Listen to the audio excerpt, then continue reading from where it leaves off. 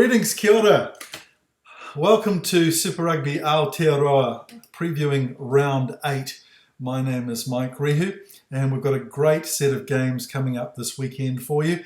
And we start off with the game between the Highlanders and the Blues. They've just announced their teams, so I'll give you the 15s very shortly. Just going over the standings so far as we get into round 8. The Crusaders looking high and handsome at the top of the table, though they've had a couple of hiccups in the last few weeks, losing to the Highlanders, and then really tight game, Golden Point against the Hurricanes last weekend. The Blues in second. The Chiefs and the Highlanders really need a win this weekend to keep their hopes alive, and the Hurricanes have a bye this week, sitting forlornly at the bottom of the table. So let's just take a look at the Blues 15. It's just been announced, hot off the press. And for the Blues, at number 6, Tom Robinson keeps the captaincy and keeps Akira Ioane on the bench because Pari Tuipulotu is still probably carrying an injury by the looks of it. This is the third game in a row that he hasn't played, third week in a row that he's been unavailable. Sam Dowry gets a start at lock with Jared Cowley-Toyoti. Elsewhere in the Blues team, Sam Dowry, as I mentioned, at lock. Bryce Heem at number 23 replaces AJ Lamb. Heem has been a couple of weeks out. Lamb played the last round against the Hurricanes. And at 12, you'll see there TJ Faiani keeps his place instead of Harry Plummer.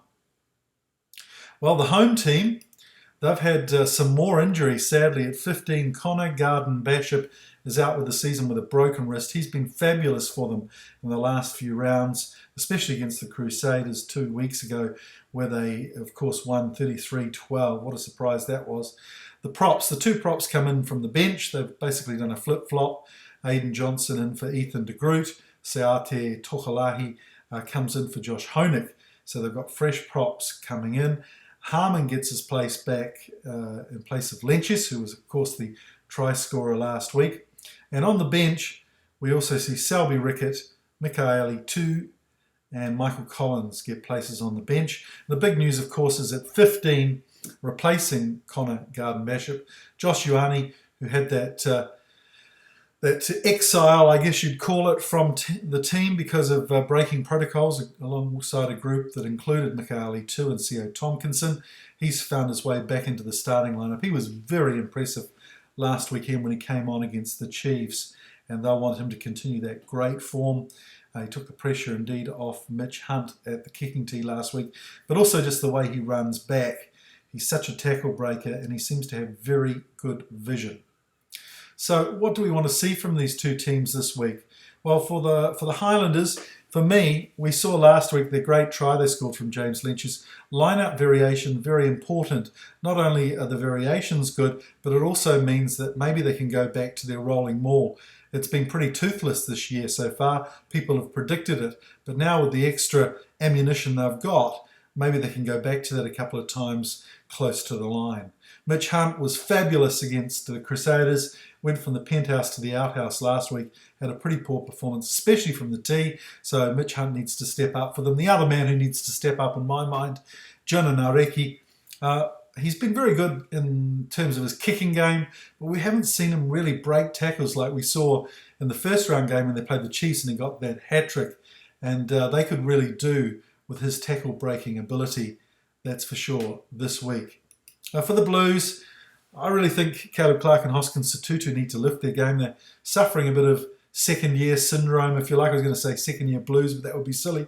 The fact that they're Blues, they really need to lift their game. Caleb Clark, he's had some decent yards, but he hasn't broken tackles like he did last year, using those powerful thighs of his. People have learned to either go around the chest or around the ankles to diffuse him.